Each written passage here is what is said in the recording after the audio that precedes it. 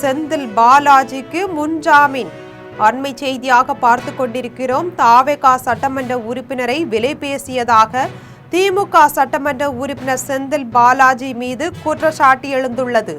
சட்டப்பேரவைத் தலைவருக்கு எதிரான நம்பிக்கையில்லா தீர்மானத்தில் ஆதரவளிக்க பேரம் பேசியதாக குற்றச்சாட்டு எழுந்த நிலையில் திருநாவுக்கரசு உள்ளிட்ட 8 பேரை திருவல்லிக்கேணி காவல்துறையினர் கைது செய்துள்ளனர்.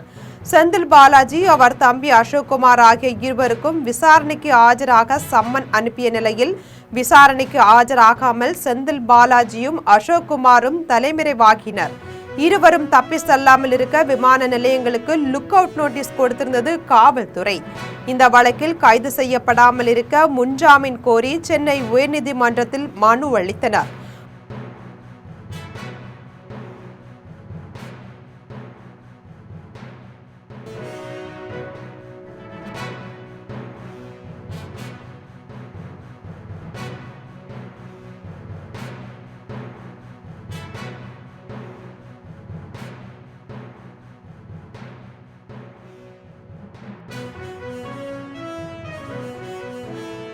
மனுவை விசாரித்த சென்னை உயர்நீதிமன்றம் செந்தில் பாலாஜிக்கும் அவர் தம்பி அசோக்குமாருக்கும் முன்ஜாமீன் வழங்கியுள்ளது.